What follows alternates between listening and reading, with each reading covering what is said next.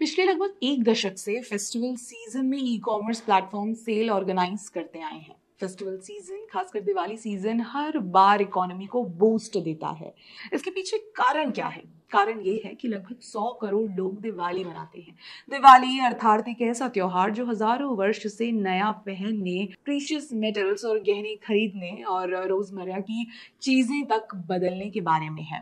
और सबके ऊपर बात यह है कि आज अपने देश में 100 करोड़ से भी अधिक लोग दिवाली मनाते हैं। यही कारण है कि हर दिवाली पर प्रीवियस ईयर की तुलना में सेल बढ़ता है, स्पेंडिंग बढ़ती है। ये ऐसा ट्रेंड है जो हम दशकों से देख रहे हैं। पर इस बार की दिवाली कुछ खास रही है। कारण ये है कि इस बार स्पेंडिंग भी खास रही है। अपैरल से लेकर इलेक्ट्रॉनिक्स और एंटरटेनमेंट से लेकर कार की सेल्स, सब कुछ असाधारण रूप से बढ़ा। एक अनुमान के अनुसार साल 2024 की तुलना में इस साल दिवाली पर स्पेंडिंग 41% से भी अधिक बढ़ी है। आप ये चार्ट देखिए। एस्टिमेट्स बताते हैं कि इस साल दिवाली में सेल्स लगभग 6.5 लाख करोड़ का हुआ, जो साल 2024 में 4,25,000 करोड़ था।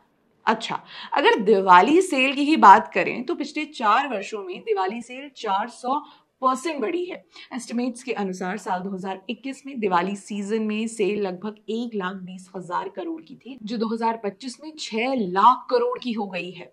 इस बार सेल के इस लेवल तक बढ़ने का प्रमुख कारण क्या रहा होगा? कारण रहा मोदी सरकार का जीएसटी रिफॉर्म्स। एक्सपर्ट्स भी यही बताते हैं। जीएसटी रिफॉर्म्स के बाद जिस तरह से इकोनॉमी को बूस्ट मिला है वो पहले कभी नहीं देखा गया था।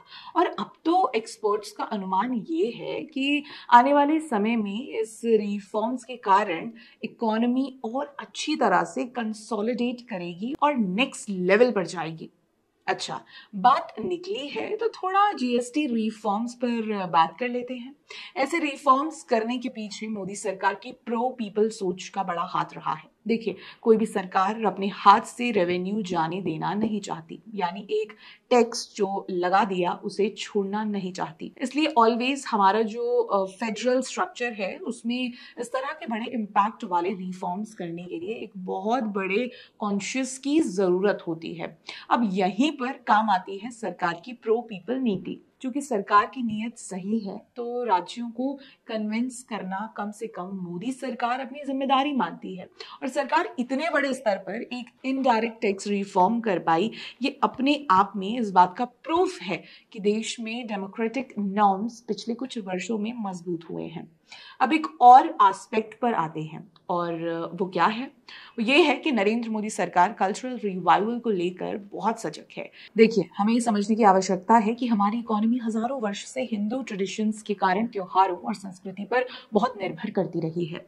एक कालखंड ऐसा आया, देश की संस्कृति और परंपराओं को कम महत्व दिया जाने लगा। लेकिन जब से नरेंद्र मोदी प्रधानमंत्री बने, उन्होंने संस्कृति, त्योहारों और धार्मिक अनुष्ठानों को इकोनॉमी से जोड़ना शुरू किया ताकि पुराने ट्रेडिशंस को वापस मेन स्ट्रीम किया जा सके। ऐसे मौकों और त्योहारों पर इकोनॉमी के इम्पोर्टेंस को सरकार ने अपने एक्शन से बार बार अंडरलाइन किया, उसे हाईलाइट किया, और उसका रिजल्ट आज पूरी तरह से विजिबल है। हमारे कल्चरल और रिलीजियस टूरिज्म की ग्रोथ हो या फिर त्योहारों पर स्पेंडिंग हो, धीरे धीरे सब कुछ न केवल रिवाइव हो रहा है बल्कि उसका रिजल्ट भी दिखाई दे रहा है। एक और महत्वपूर्ण एस्पेक्ट जिस पर बात होनी चाहिए वो ये है कि ये जो हम दिवाली स्पेंडिंग्स देख रहे हैं वो तब आई है जब दुनिया भर में कुछ फ्रस्ट्रेटेड लोगों ने हमारी इकोनॉमी को डेड इकोनॉमी बताया, और हमारे देश के अपने राजनेताओं ने भी इस बात का समर्थन किया। पर चलिए, ये एक अलग विषय है। ये सरकार की प्री पीपल पॉलिसी का ही असर है कि इस दिवाली पर मुद्दा महंगाई की जगह स्पेंडिंग रहा। और जिस तरह से इकोनॉमी को लेकर डेटा सामने आएंगे वैसे वैसे हमें समझ में आएगा कि देश के विकास और देशवासियों के वेल बीइंग में सरकार की नीयत का महत्वपूर्ण योगदान रहता है, और देश आज यही अनुभव कर रहा है।